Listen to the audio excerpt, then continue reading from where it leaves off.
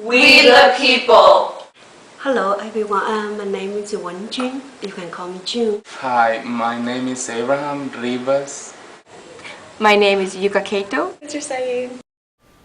The land of opportunity. Excited, eager, Joyous. Nervous. determined, just a little sad, A dream come true. Pursue my dreams.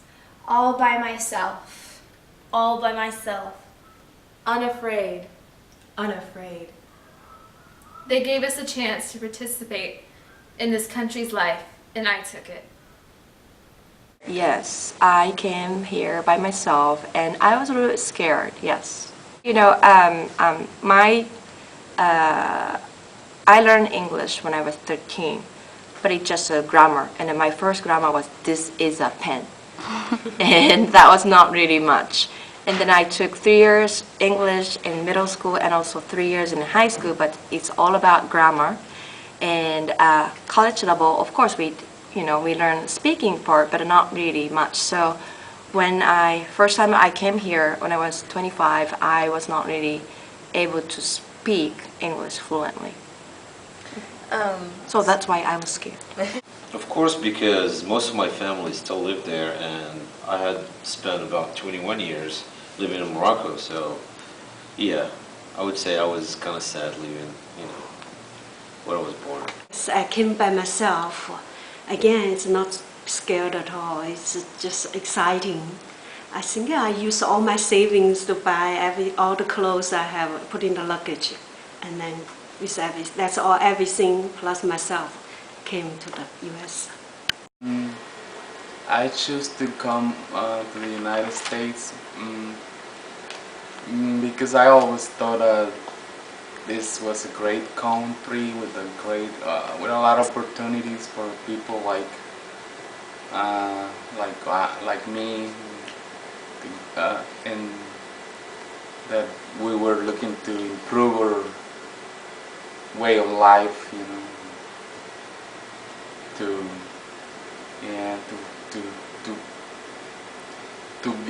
become something more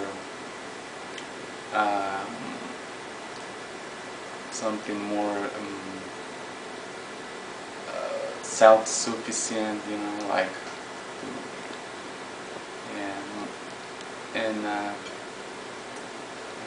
to live some other way of life. That was the main reason. America is God's crucible, the great melting pot. I spoke no English. I thought I understood. What were they saying? It was not easy. Just focus on school. So different, so confusing. I had to learn from zero, but I could handle it. We become not a melting pot, but a beautiful mosaic. I come from a metropolitan city. Casablanca is a big city, and it kind of looked like, I'm not going to say it's like New York, but it looked like it. And since I spent most of my life in a city, the transition was not that bad, I did not speak any English. All I spoke was French, Moroccan, and Arabic, so at that time. And, I had to learn it. I had to learn it from zero. And I had to start college as I got here, and my English was very, very poor. So what I did, I would take the dictionary and learn, words, make my own sentences. It was not easy, but I made sure, to learn the language very fast. Well, I did know a little bit of the language,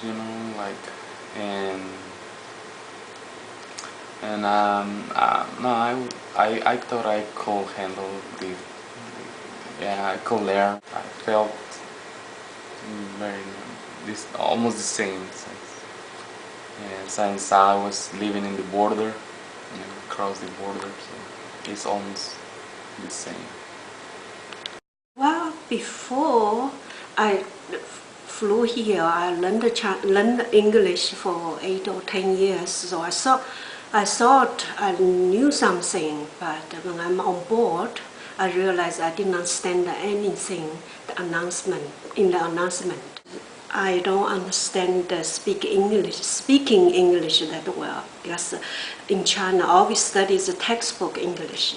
We may be able to write, to read, but we cannot speak anything. Number one thing is I don't understand any teacher said in the classroom. So what I did is record everything in the important class, and at home just play it again and again. It's very hard. I basically raised Angela myself, because back then her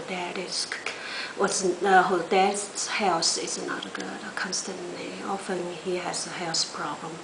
First of all, different culture and different manner, different customs, and then sometimes I was really confused how to deal with some problem. My job was teaching ESL, meaning English as a second language. So for example, Japanese student, it would be easier because I'm a Japanese and I'm teaching English, so they do not expect me to be perfect because I'm not English native speaker. But getting a job here, of course, everybody asks me, they expect me to speak perfect English because I'm supposed to teach English as a second language. So it was really tough. But luckily, I got a job at college level. So yay. To secure the blessings of liberty to ourselves and our posterity. Children. Husband. Wife. Second generation. Well, there were some culture clashes, There's things that you don't agree with, and you just try to integrate. You try to, if you live in a different culture, it is up to you. Do you want to integrate or not?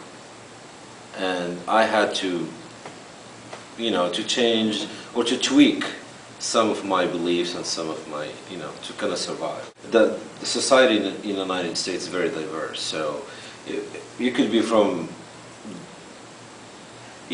different background, and you'll find people that look like you, that act like you, that live like you. So it is not hard to find your own culture within the United States. First of all, I watch Japanese TV every day. Japanese news is my favorite channel. The program. And also I eat Japanese food every day because my husband is Japanese. We prefer to eat Japanese. Well, occasionally we eat American food, hamburger, of course. But what else? Email with my friends, Japanese friend in Japan. And pretty much once I step into my house, that's Japan, because we have to take off our shoes. And I think pretty much, half day America, half day Japan. As a matter of fact, my husband is Japanese, and yes, at home we speak the same language, and it's just, it's nice that as someone that I love is from my country, so it's comforting. It's better to marry somebody with the same background, and that way you don't have too many problems, too many differences. Well, initially didn't realize that hard, because both of us are graduate students. We met in the classroom. We took same class together, so we thought there's not much cultural barrier, everything. However, after many years living together, work together, we realized it's pretty hard to get to marry someone with totally different culture, tradition, and concept of thinking. And that's primarily the main reason I kind of got separated with Angela's dad. It's a sad story, but I think most of the people went through the process will truly understand it, because there are fundamental differences between Oriental culture and Western culture. Different people, different beliefs, different yearnings, different hopes, different dreams. Like I am a foreigner, my accent gives it away. A couple of stairs, but equal opportunity. I was lucky to be surrounded by others like me. You can always find your culture among others. My reputation is dependent on my own effort. I have been adopted by America. A few times. I wouldn't say it's not as bad as Europe, but you do feel it sometimes, especially when you speak with an accent, when when people feel like you're not from here. I'm lucky. I mean, there is a lot of nice people, and I think I've been lucky to read it normal. Yes, because more and more Americans are aware of Chinese culture, the Chinese progress in their economy, every part. So most people are getting interested in Oriental culture. Well, that was not the case in 15 or 20 years ago. So right now, I presume my culture is good. Nobody look down, and most people are very interested in it. So to me, more likely teaching other people what Oriental culture is, and instead of defending. I used to live in the community where only Caucasian people live, so not really Hispanic or either African American or either Asian. So when I went to a corn festival that was in New York State, everybody watched me and like pointed at me and, hey, there is an Asian girl, and I really didn't feel like, welcoming there. America was and is the immigrant's dream. I miss it, my home. My new home. I love it, my home. It is my heart, my home.